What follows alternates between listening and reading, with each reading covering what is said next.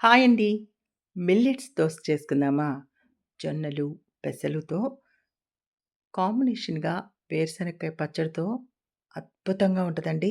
ఒకసారి ఈ విధంగా చేసి తీసుకోండి. ఎన్నో ఆరోగ్య ప్రయోజనాలున్న మిల్లెట్ దోస చాలా బావుంటది. లంచ్ బాక్స్‌కి నిమ్మకాయ పులిహోర చేశానండి. ముందు రోజే ఒక కప్పు జొన్నలు, ఒక కప్పు పెసలు, ఒక అరకప్పు బియ్యం నానవేసుకోవాలండి.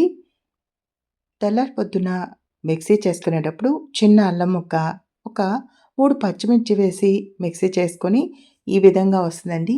దీన్ని దోస వేసుకుంటే అద్భుతంగా ఉంటది. దోస పర్ఫెక్ట్‌గా వస్తదండి. దీనికి కాంబినేషన్‌గా వేరుశనక్కాయ పచ్చడి చేసుకుందాం. ఒక కప్పు వేరుశనగ గుళ్ళు, కొంచెం పచ్చిశనగపప్పు, పచ్చిమిర్చి, కొంచెం చింతపండు. అంతేనండి. అద్భుతంగా ఉండే వేరుశనక్కాయ పచ్చడి రెడీ అవుతుందండి. బాగా వేగుతున్నాయి కదా! ఇప్పుడు దోస వేసుకొని తిప్పుకుందామండి. చూడండి ఎంత బాగా వచ్చిందో. టేస్ట్ కూడా అంతే బావుంటదండి. ప్లస్ ఆరోగ్యం. ముందు హెల్త్ కూడా ఇంపార్టెంటే కదండీ! అందుకోసం. రోజు ఏదో ఒక దాంట్లో మనం జొన్నలు, పెసలు, సజ్జలు ఇట్లా అన్నీ కలుపుకొని రాగులు తింటే ఆరోగ్యంగా ఉంటాం. లంచ్ బాక్స్‌కి నిమ్మకాయ పులిహోర చేశారండి. సూపర్‌గా వచ్చింది. పిల్లలు ఇష్టంగా తింటారు.